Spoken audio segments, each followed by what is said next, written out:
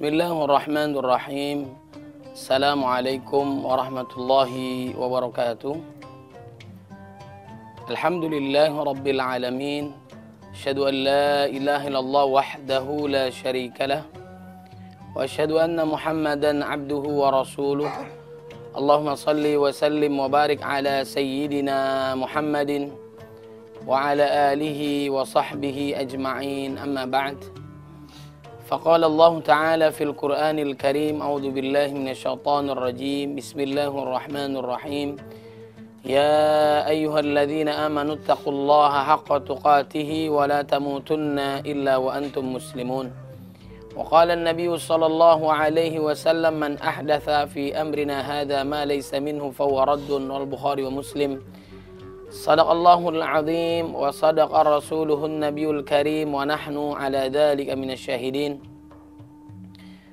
Pemirsa TV One, Assalamualaikum Nusantara yang diberkahi oleh Allah Subhanahu wa taala.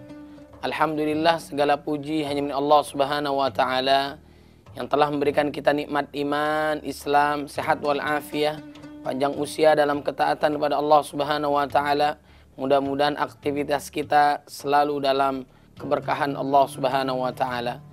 Salawat serta salam marilah kita curahkan kepada baginda Nabi Muhammad sallallahu alaihi wasallam yang telah membawa kita dari zaman kegelapan menuju cahaya Islam, minadh dhulumati ilan nur.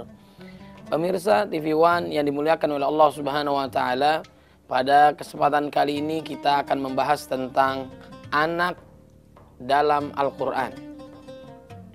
Yang pertama, anak zina atau perhiasan, sebagaimana Allah Subhanahu wa taala berfirman dalam surat Al-Kahfi ayat 46, Al-malu wal banun zinatul hayatid dunya wal baqiyatus salihatu khairun 'inda rabbika thawaban wa khairun amala. Harta dan anak-anak adalah perhiasan kehidupan dunia, tetapi amalan-amalan yang kekal lagi soleh adalah lebih baik pahalanya di sisi Tuhanmu serta lebih baik untuk menjadi harapan. Anak zina adalah anak perhiasan yang membahagiakan ataupun membanggakan kedua orang tuanya. Mungkin terlahir dalam kondisi fisik yang sangat hebat, yang sangat sempurna dari segi kegantengannya, dari segi kecantikannya, dari segi kecerdasannya, berprestasi, jago bahasa Inggrisnya, menguasai teknologi, kemudian juga rankingnya nomor 1 dan seterusnya. Prestasi-prestasi luar biasa ia dapatkan dan membanggakan orang tuanya. Namun saja kebanggaan ini hanya ada di dunia saja. Kenapa? Dia kurang akhlaknya. Dia tidak taat kepada orang tuanya. Kemudian apalagi dia tidak beriman kepada Allah Subhanahu wa taala. Sungguh merugi. Sayang, hanya membahagiakan di dunia. Jago musik, mungkin suaranya bagus, ya, mungkin prestasinya luar biasa, tapi sangat seribu sayang, dia hanya membanggakan orang tuanya di dunia saja. Dia tidak bisa baca Al-Quran. Dia tidak memahami perjuangan Nabi Muhammad sallallahu alaihi wasallam. Dia tidak mengamalkan sunnah Nabi Muhammad sallallahu alaihi wasallam. Anak ini hanya membanggakan di dunia saja. Jamaah yang dimuliakan oleh Allah Subhanahu wa taala, anak adalah amanah, titipan Allah Subhanahu wa taala, maka jagalah dia, rawatlah dia. Karena memang ini titipan Allah Subhanahu wa taala.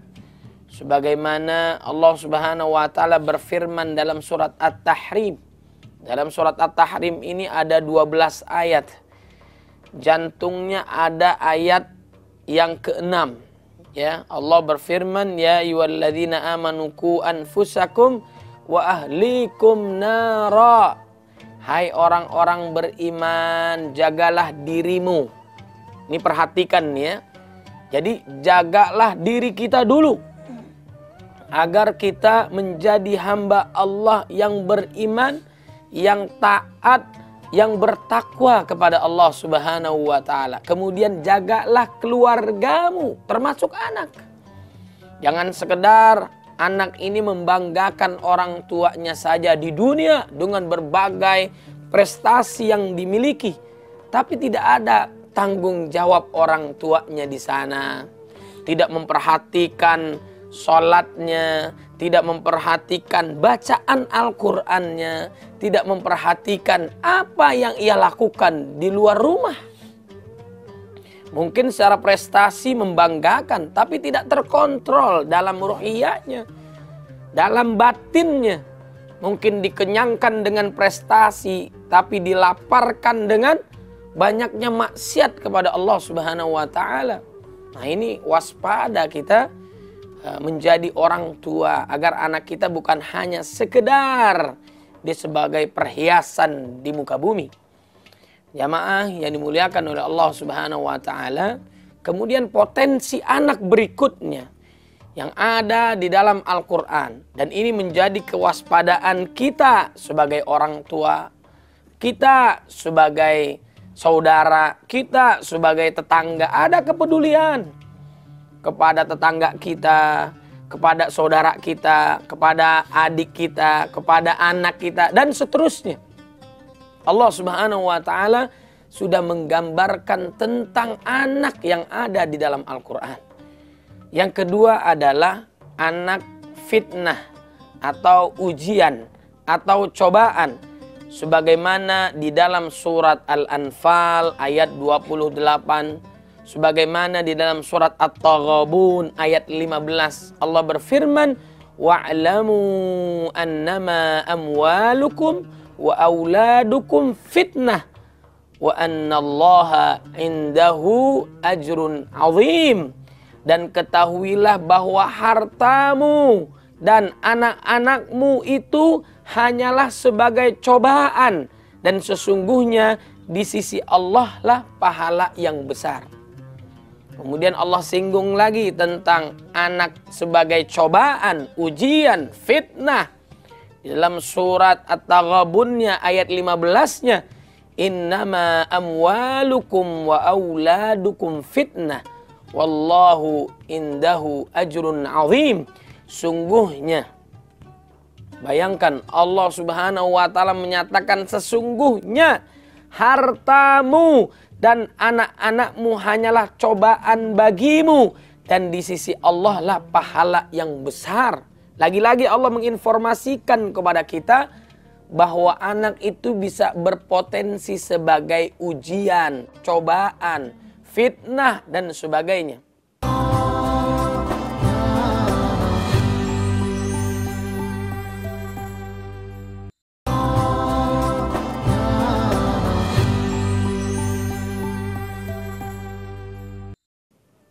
Ada anak lahir dalam keadaan cacat, naudzubillah min dzalik. Walaupun tidak ada sekecil pun Allah melakukan kezaliman, karena mungkin kesalahan orang tuanya lalai merawatnya, menjaganya dari saat dia dalam kandungannya, proses mendapatkan anaknya dan sebagainya.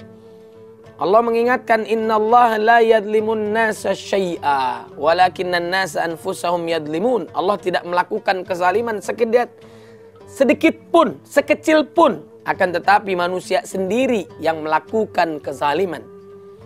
Allah mengharamkan dirinya melakukan kezaliman. Nah, ini ujian dari Allah Subhanahu wa Ta'ala, maka rawatlah dia, jagalah dia dan sebagainya. Kalau orang tua sabar untuk mengangkat derajatnya, untuk memuliakan derajatnya di sisi Allah Subhanahu wa Ta'ala.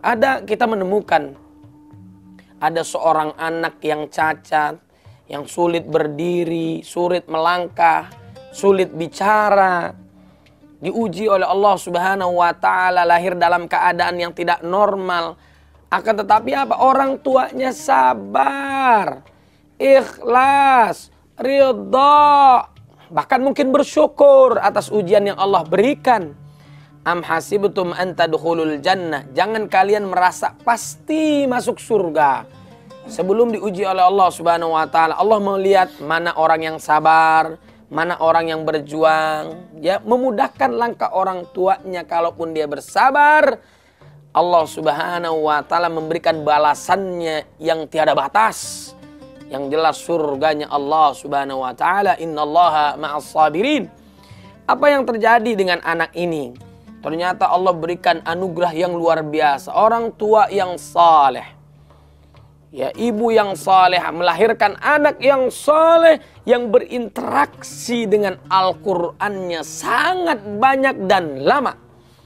Mungkin bisa menghabiskan berjam-jam dalam setiap harinya didengarkan ayat Al-Qur'an. Karena memang melakukan aktivitasnya tidak seperti orang normal kebanyakan. Mungkin banyak duduknya, banyak istirahatnya, tidak melakukan perjalanan keluar, tapi aktivitasnya mendengarkan Al-Quran, diajarkan Al-Quran. Masya Allah, tabarakallah. Apa yang terjadi?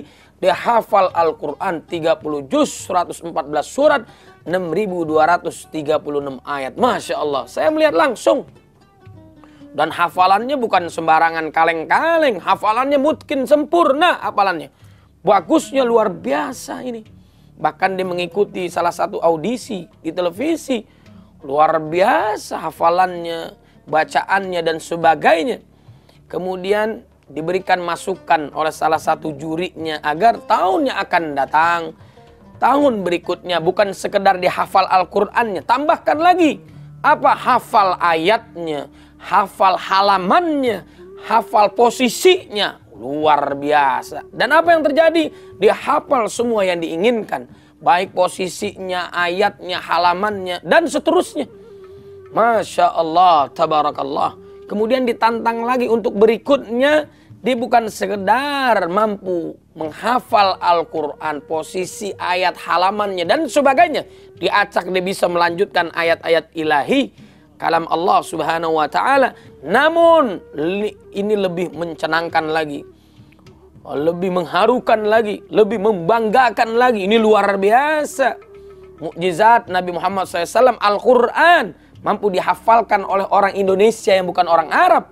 Bahkan kondisinya juga bukan kondisi orang yang normal, cacat, penuh dengan kekurangan. Tapi Allah Subhanahu wa ta'ala memberikan anugerah yang sangat luar biasa. Apa yang beliau lakukan adalah dia mampu menghafal seluruh terjemahan Al-Quran. Masya Allah. Dibacakan ayat Al-Quran, kemudian diterjemahkan dengan sesuai dengan terjemahan Al-Quran. Seluruh ayat dia pahami itu tentang Al-Quran. Masya Allah, tabarakallah.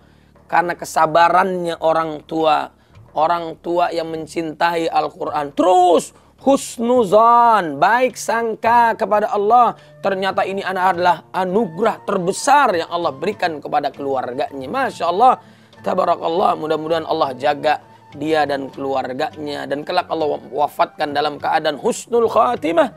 Diberikan derajat yang paling tinggi ma'an nabiyyin wasiddiqin wasyuhada wassalihin wa hasuna ulaika rafiqa.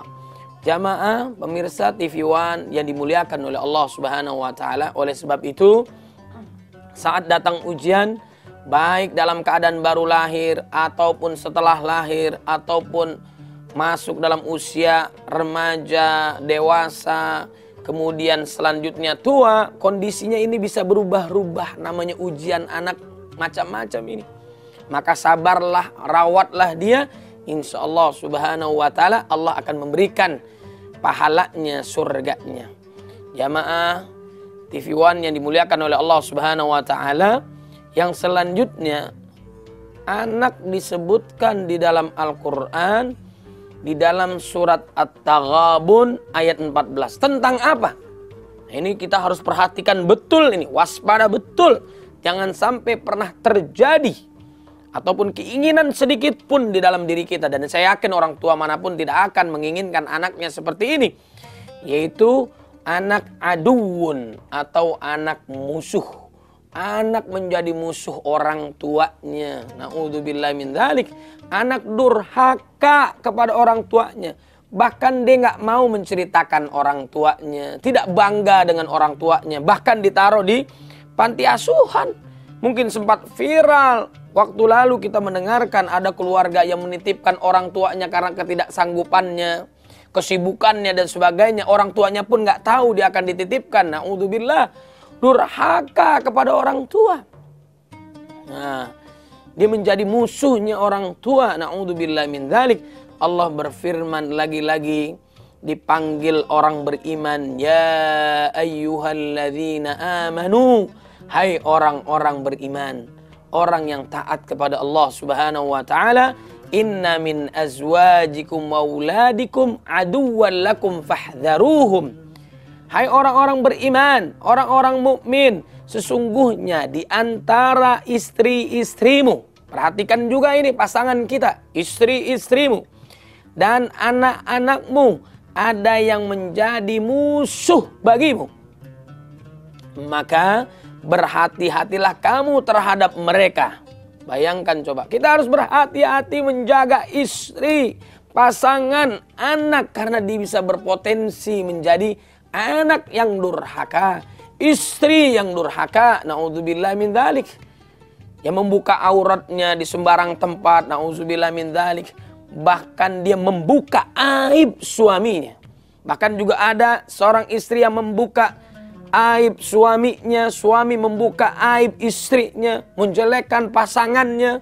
Bahkan di media disampaikan, na'udzubillah min dzalik, perkara ini bermasalah. Dia menjadi musuh sesama pasangannya, musuh kepada anaknya, orang tua yang gak mengakui anaknya, anak yang tidak mengakui orang tuanya. Masya Allah, na'udzubillah min dzalik, ini bahaya luar biasa.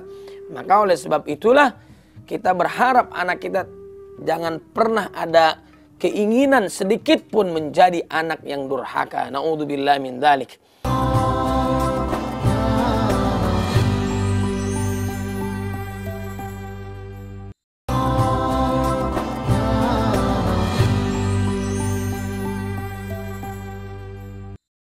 Kemudian dalam ayat ini Allah menyambungkan, wa in ta'fu wa tasfahu wa taghfiru fa innallaha ghafurur rahim. Jika kamu memaafkan dan tidak memarahi serta mengampuni mereka, maka sungguhnya Allah Maha Pengampun lagi Maha Penyayang. Namanya manusia, ada kekurangan, ada kesalahan. Kalau kita mendidiknya dengan kasar, ya maka wajarlah anak juga akan kasar kepada orang tuanya. Mendidik dengan lemah lembut, contoh teladan kepada anak, kepada istri. Istri pun akan menghormati, akan menjaga keluarganya, menjaga kehormatan dirinya. Anak pun akan bangga, lemah lembut. Kemudian juga berbakti kepada orang tuanya. Manakala anak dididik dengan cara yang baik, lingkungan yang baik, yang senantiasa berpegang teguh kepada Quran dan Sunnah, hadis Nabi Muhammad SAW. Suami ada yang salah, ada yang keliru, mintalah maaf kepada istri. Wal afina 'anin nas, saling memaafkan. Kemudian istri pun salah, minta maaf kepada suaminya. Anak salah, minta maaf kepada orang tua. Orang tua juga jangan sungkan-sungkan untuk minta maaf kepada anaknya manakala dia melakukan kesalahan. Dimanapun posisi kita, jadilah kita orang yang saleh. Jadi orang tua yang saleh. Jadi anak yang saleh. Bagaimana kita menghormati orang tua kita, bagaimana kita menyayangi anak kita, berlaku adil kepada istri dan anak-anak kita. Posisi kita dimanapun menjadi orang tua yang saleh, yang taat kepada Allah Subhanahu wa ta'ala. Dan menjadi anak pun jadi anak yang saleh, senantiasa berbakti kepada kedua orang tuanya. Jadi kalau ada kesalahan, kita minta maaf. Dan kalau ada orang yang melakukan kesalahan, kita maafkan. Namanya manusia, kayak kita nggak pernah salah saja. Kemudian yang keempat, sebagaimana di dalam surat Al-Munafiqun ayat 9. Anak penyebab lalai orang tuanya. Ini diingatkan oleh Allah Subhanahu wa ta'ala. Ya ayyuhalladzina amanu, hai orang-orang yang beriman. La tulhikum amwalukum wala auladukum an dzikrillah Wa may yaf'al dzalika faulaika humul khasirun. Hai orang-orang beriman, janganlah hartamu dan anak-anakmu melalaikan kamu dari mengingat Allah. Barang siapa yang berbuat demikian, maka mereka itulah orang-orang yang merugi. Gara-gara anak orang tua korupsi, gara-gara anak orang tua mencari harta yang haram, menghalalkan berbagai cara, ini yang keliru. Saking cintanya kepada anak, anak sedang tidur istirahat berkumandang azan dibiarkan karena sayangnya kepada anak, itu yang salah.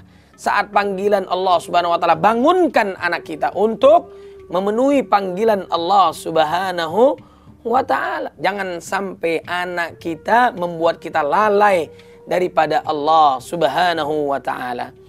Kemudian yang terakhir, inilah harapan kita bersama, keinginan kita bersama dan menjadi cita-cita kita bersama, sebagaimana doanya para nabi, para rasul, agar anaknya menjadi anak yang saleh.